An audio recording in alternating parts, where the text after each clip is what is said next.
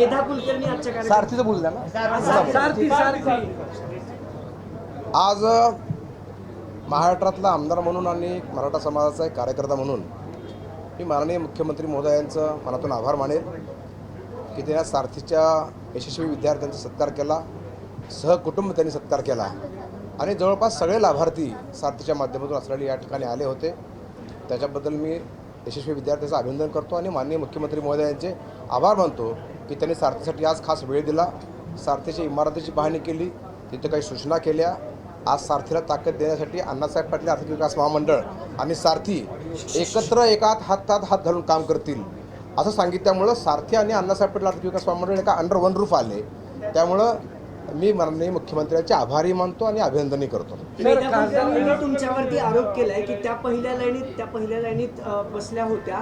तुम्ही असं म्हणालात की हा मराठा समाजाचा कार्यक्रम आहे आणि आपण मागे बसू, त्या रागानं निघून गेल्या. त्या म्हणाले की तुम्हाला असं इथे ब्राह्मण मराठा ताईंचा गैरसमज झालेला आहे.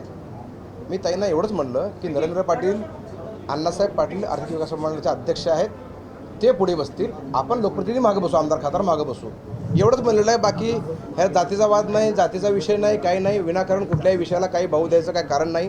मी ताईंनाही पुन्हा विनंती करतो की मी काय बोलले तर तुम्ही नीट आठवून बघा. बाजूला दाभोळकर होते, राजूरकर होते, इकडे योगेश अण्णा होते, सगळ्यांनी ऐकलेलं आहे मी काय बोललो ते. मी त्यांना एवढंच म्हणलं की नरेंद्र पाटील आर्थिक अण्णासाहेब पाटील महामंडळाचे अध्यक्ष आहेत, ते पुढे बसतील, आपण मागे बसूया. कारण काय होतं, एक खुर्ची रिकामी होती अण्णा बनसोडे साहेबांची, अण्णा आले नाहीत म्हणून मी म्हणलं की मी आपण नरेंद्र पाटलांना बसूया, एवढंच आहे.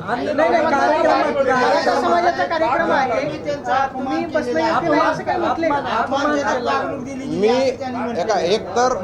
एक तर हा कार्यक्रम काय माझ्या घरचा नाही. त्या लोकप्रतिनिधी आहेत, मी लोकप्रतिनिधी आहेत, त्या खासदारात वरिष्ठ आहेत, माझ्यासाठी माझ्या बहिणीसारखे आहेत. मी अपमान करण्याचा काही हेतू नाही आणि जरी माझ्या बोलण्यातून तिच्या भावना दुखावल्या असतील तर मी दिलगिरी व्यक्त करतो.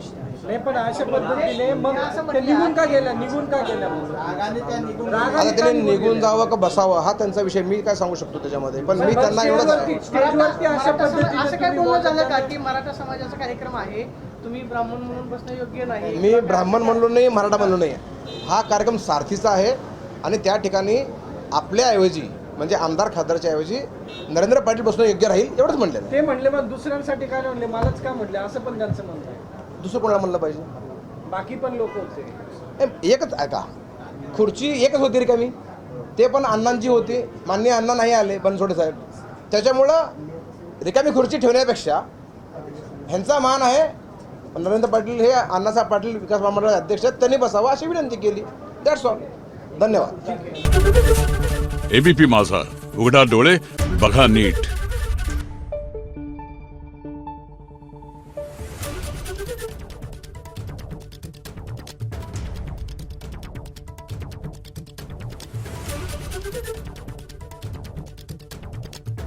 Thank you.